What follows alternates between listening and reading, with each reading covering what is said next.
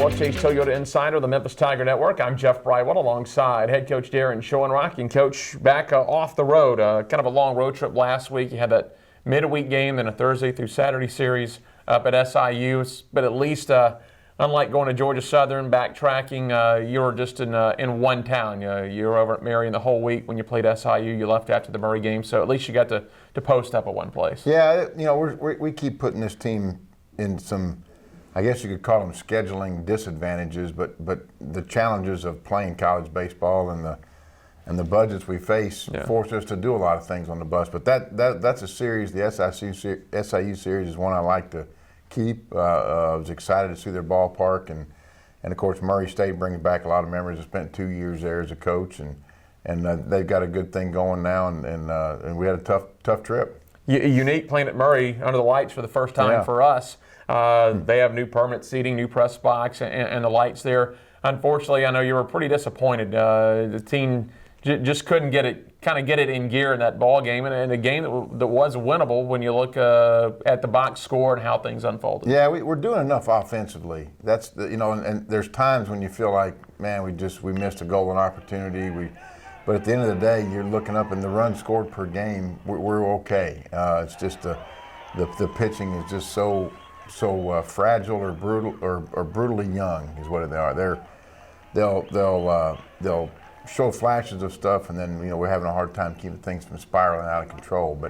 But the Murray test was as we talked about, we keep learning more about these guys as we go, and I think there's good days ahead. But it's tough losing those, but you're learning things as you go.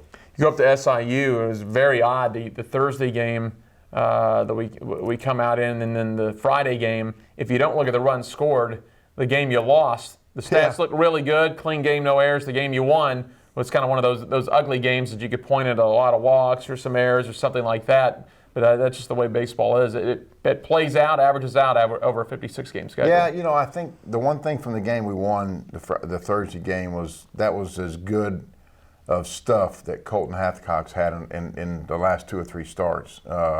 And the zone we pitched to was pretty tight, and the area, the strike zone that he likes to go to, we weren't getting, and so you saw a high number of walks, and really, for him to make pitches and keep us in that thing and get out of some jams was huge. And I think Colton kind of grew up a little bit that night. So the numbers, on the paper don't look very good, but the internal things in the games, it was also the best slider he's had in a while. And, so he actually commanded the zone like I want to see him command it. We just weren't getting some calls there. But our guys found a way to get a first night of the series win, which we haven't done in a while. You bumped it up due to the cold weather on Friday, and Connor pitched a nice game, a complete game, even though you got the loss, a clean played game.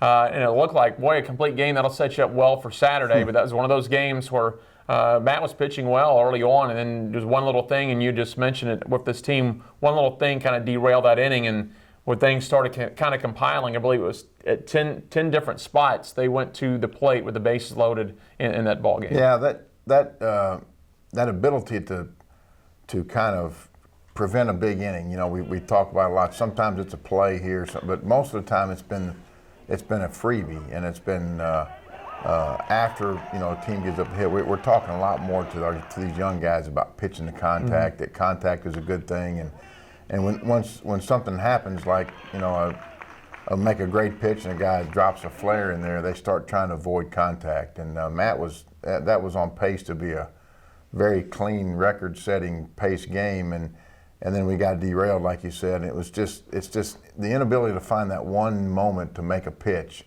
and not necessarily to avoid a walk, but to make a pitch to induce a ground ball or to.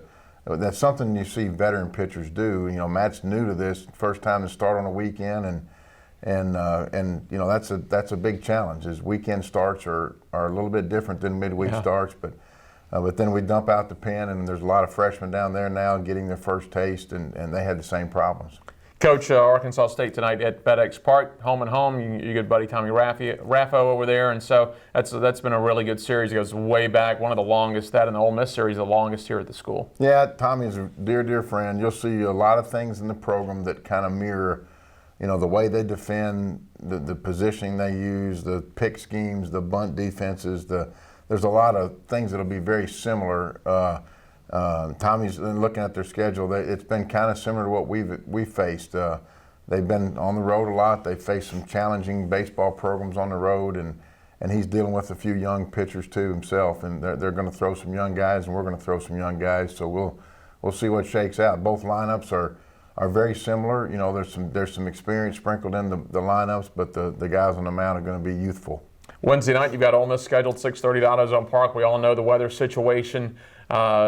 Make sure you follow the Twitter, Facebook, GoTigersGo.com tomorrow if anything is made official prior to the game about any kind of postponement. Right now, the game is on, and that decision could come sometime tomorrow afternoon.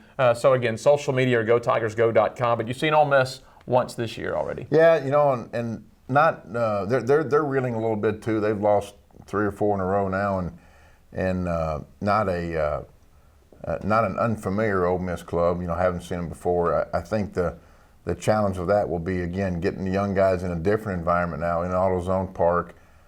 Some of them for the first time, and playing an opponent that a lot of the local guys grew up following, and you always fight some of that here. But you know, I think what our guys have learned in the last 3 weeks now is to not really worry about who's in the other dugout. We got enough things to worry about with what's going on in our dugout and who we are and the execution of pitches that we're trying to get to. And I think our guys will play well. We've always played them very well there, and we look forward to playing at AutoZone every year. And finally, this weekend, UCF comes to town. You finally open up conference play. Terry Rooney's team 15-11. They've played well at home, struggled a little bit on the road at 2-6.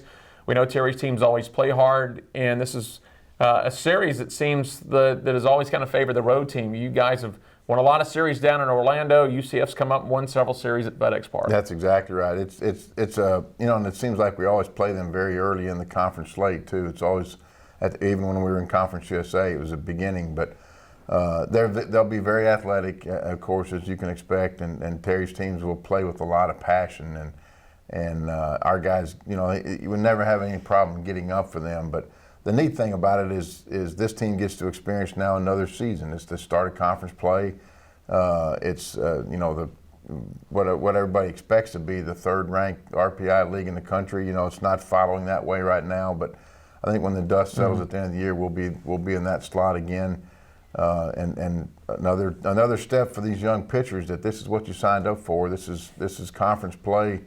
And even though we all go to the tournament, we're playing for seeding, which is very significant when you get into a double elimination tournament. Coach, sounds good. We'll see you tonight at the ballpark. Thanks, Jeff. Head coach Darren Schoenrock, I'm Jeff Brightwell for the Wolfchase Toyota Insider on the Memphis Tiger Network.